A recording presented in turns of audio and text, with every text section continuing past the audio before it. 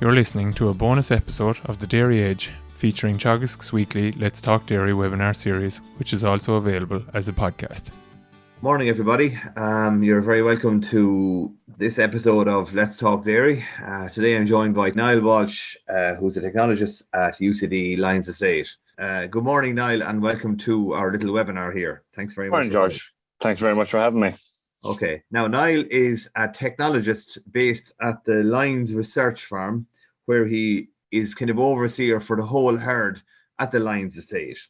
But what we're here to talk to you about this morning, Niall, isn't so much the whole herd, but what we call the UCD systems herd, that high genetic merit, high yield potential group of 57 cows that you're running at the farm.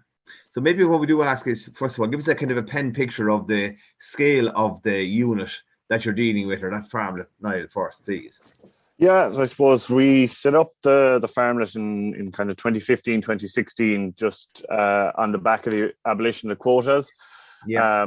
Looking at a kind of I suppose a pedigree Holstein higher output cow. Yeah. Or focusing on a high output grass-based system on a limited land block. So the land block in total is 24 hectares. We've 17.43 hectares of a milking platform. Yeah.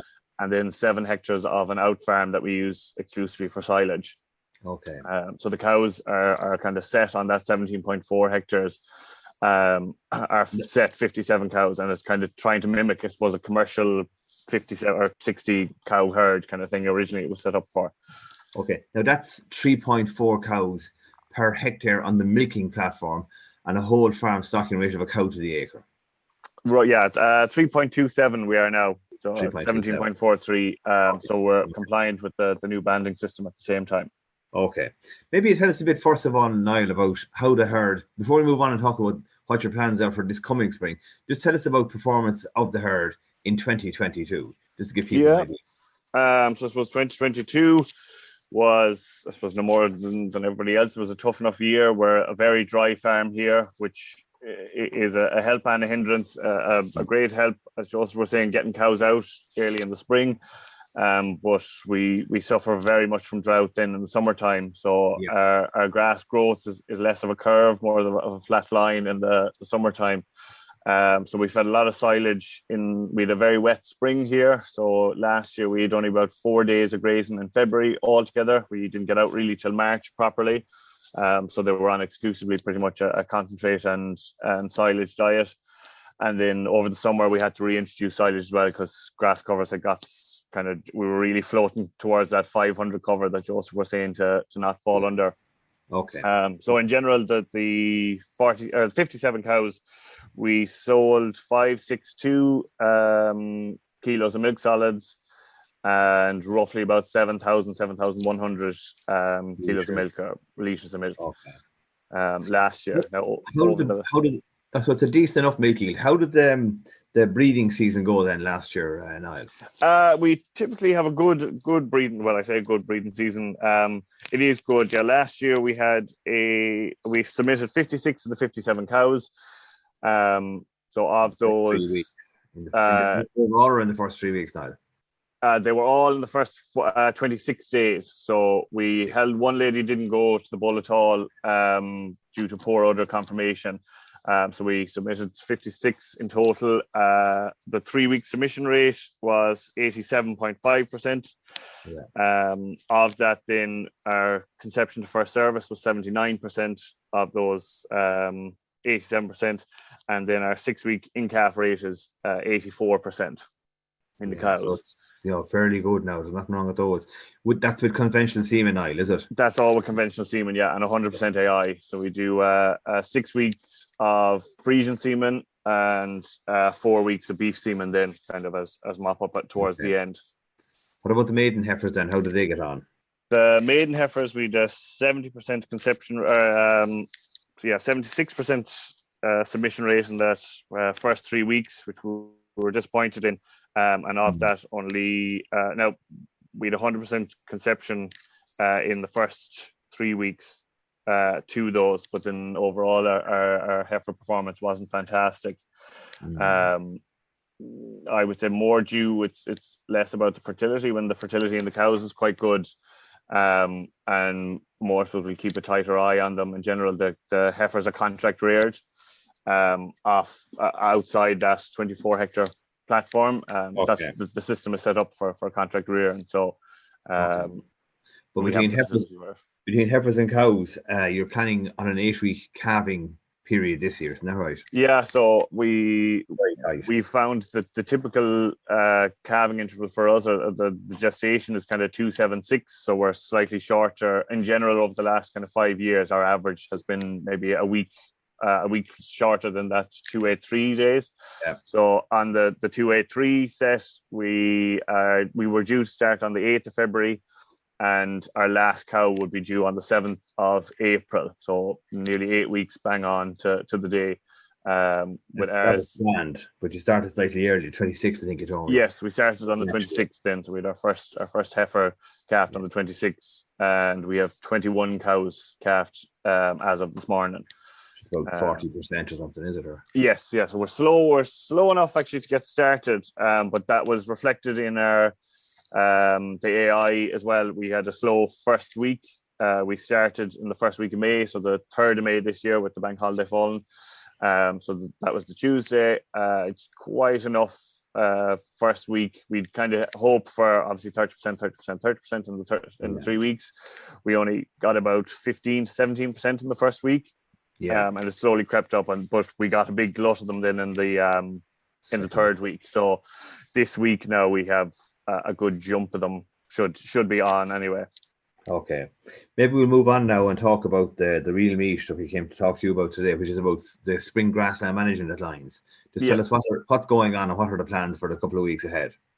Yeah, so I suppose more than anything, preparation is key. So we started in the autumn, really planning out our covers and where we were wanting to go, where we wanted to open with. So myself and Anthony, the research technician on this project, went through it. As I said, we're quite a dry farm, so even our wettest paddocks are fairly accessible. They're not too bad. But we'd kind of earmarked a couple of smaller paddocks closer to the farm that were dry. So we have the cows out since the 7th of February. We'd only maybe 7 cows to go at the start, giving them small breaks. We were lucky enough, once we went out, we stayed out. So they've been out since the after milking on the 7th, and they've been out day and night. Full time, yeah. Which we're very lucky now. The last kind of 2 days, we've had quite heavy rain. So we've started, I was back fencing them as we went. We weren't doing any marking anyways, because ground conditions have been super. But the last kind of couple of days now, I've been back fencing them and spur roading them into those backs of paddocks, or the smaller paddocks.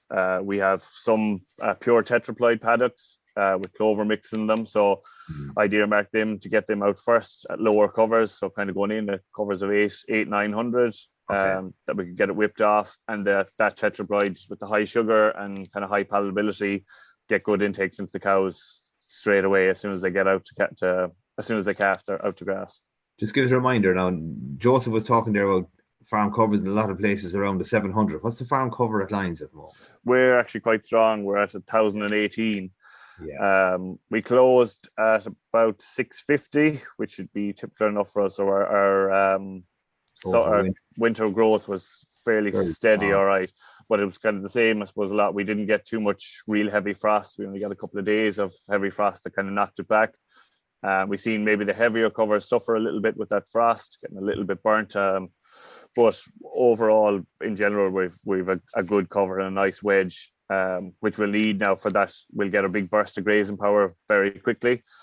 So we need kind of those covers. We'll fairly mow through them once cows really start to calf, or once we get a good number going.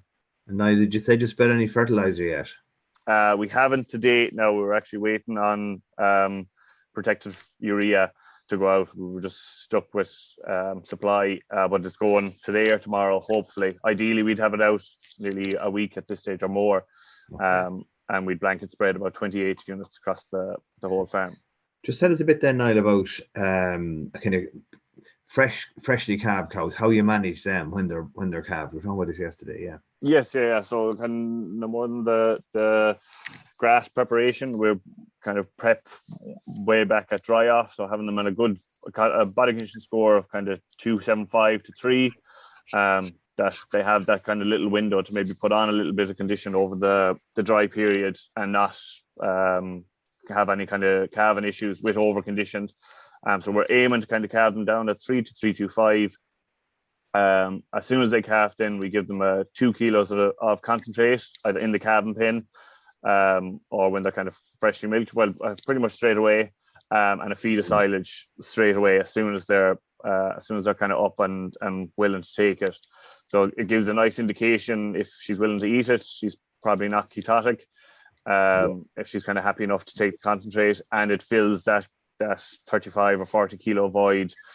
It fills up the room and kind of weighs it down, and where we'd hope it would deter from LDAs or any displaced abomasums, and it just kind of keeps her a bit more content, gets her body back in action, because it's quite a stressful period, obviously postpartum. But if she calves, say overnight, she'll get her feed and her silage, but she'll go out the next day to graze then, will she? Yeah, she'll go out straight away. So if she calves at 2 o'clock in the morning, the night calfer will give her 2 kilos and her load of silage, and she'll get milked in the parlour. She'll get 2 kilos in the morning in the parlour as well, and she goes straight to grass then. Okay. What's the grass allowance there now? What are you planning on? Yeah. So they're allowed 12 kilos of grass once they go to grass.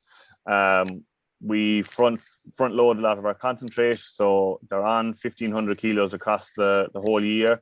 But for the first 60 days post calving, they're on 8 kilos. So they build up to the 8 kilos over 6 or 7 days. So they'll start on 4 kilos in day 1, so 2 in the morning, 2 in the evening, and go up half a kilo each day until they've hit their 8 kilos. And then they'll be on 4 kilos in the morning, 4 kilos in the evening for the first 60 days. Right, it's big. But the milk yield of these cows is pretty strong, isn't it? Yeah. Where would you see yourselves typically being in early March now in terms of milk volume? We'll hopefully kind of average about 28, 32 kilos, depending on kind of how many heifers have calved or mature cows. But we'll peak roughly on average about 36 to 38 litres of milk. Litres of milk, yeah. In a good year, we'd peak, we'd break the 3 kilos of milk solids at peak. Okay. But it's all kind of peaking high to sustain high in all the systems I've worked in. It's the same. If they don't peak high, they can't claw it back really. Yeah. And look, the weather has been fairly good. A little bit sticky now, maybe the last couple of days. You're going okay. They're out full time. What will happen if you get a wet week or a wet 3 or 4 days? What do you do then? We'll have to house, I suppose, if we're usually, even though we're a very dry farm, anyone that's been here, we've the hill kind of just over our shadow, and that kind of gives us a bit of a microclimate in that even when we get good rain, it's not too bad because the land is dry, but we get a wicked bad cold or a very cold wind comes across there, and we're quite an exposed platform. So it's more to do with shelter for the cows rather than that they're kind of happy enough to graze away in the rain. Sometimes once it's not torrential, but we'll house them if we do get a wet week. We'll house them and try and do on-off grazing to the best of our ability. Anyways, 3 hours post milking, morning and evening, to get out for that 6 hour allocation if we can, if kind of weather allows. That's where it kind of gets complicated, where we have to really start getting inventive with spur roads and creative with the paddocks. I know. So far, so good. Anyway, it's a good season for Lions. So far, touch wood, yeah. If our audience has any questions for Niall at this stage, we'll just take a few, and if we don't, we're going to wrap it fairly soon. I suppose one last question I have for you there, Niall. What do you do with a very thin cow in the spring? You get 1 or 2 maybe that are not great. Yeah, we will. We've had a couple of twins now this year, that they'll be fairly kind of shook after calving. So we typically give them once a day. So those kind of cows that are thin postpartum or post calving or thin coming into calving, they'd be fairly on target for milk fever and ketosis. So you give them a Kexstone, especially for twins, Kex bolus you get from your vet, making sure they have plenty of calcium, and then once a day milking would be our kind of solid recommendation. And by once a day milking, it's only milking them once a day, but still bringing them into the parlour and feeding them twice a day. So sometimes we get that the confusion that farmers are leaving them in the paddock to conserve energy for that second milking, but they need that extra concentrate. So bring them in and just not milking them, even for the first 6 weeks, giving them that once a day shouldn't affect milk yield over the year. And beyond 6 weeks, you might start impacting the overall milk yield. But the first 6 weeks, they'll bounce back fairly quickly, and you won't see any kind of long-lasting impact on it. Okay, and that's very good. Okay, guys, we've no questions in there from our participants in the meeting. I'm happy with what you've covered there, and I think it's given us a good insight into where you're going. I suppose just the last thing that we didn't cover maybe was, so the plans are to graze roughly a third in February, a third in the first half of March, and then the remaining kind of 40% then up until about the 6th to the 8th of April would be our start of our second round. But will you have to supplement with silage if you're giving them allowance of 12 kilos of grass at some stage? Will you kind of get a bit tight for grass? We hopefully shouldn't. The allocation will actually lift as they go further on. So we'll actually have an allocation of 15 kilos and the 8 kilos as we kind of get into peak to get energy into them. Hopefully we have a growth rate of about 6. It all depends on the weather. If we get very wet weather or if we get caught at any stage, we will supplement with silage, but ideally we'll live in a wing and a prayer, and hopefully they'll do on the grass, or we'll have enough grass growing continuously for them. Okay, that's great. Thanks very much, Niall. Look, ladies and gentlemen, on your behalf, I'll thank our two speakers today. First, Joseph, who's back complaining about you grazing too much now in some places. I'm disgusted with that, Joseph. Look, they're doing great, right? And secondly, Niall, there for giving us kind of a good update on where they are at Niall at the UCD Lyons on that systems herd and what the plans are for the months ahead. Thanks very much, guys, and look at safe farming for the coming week. We'll talk to you all again next week. That's all for this week's bonus episode from the Let's Talk Dairy webinar series, and don't forget to look out for more bonus episodes each week. I'll be back with the usual Dairy Edge podcast on Monday, so do listen in then. I'm Stuart Childs, and thanks for listening.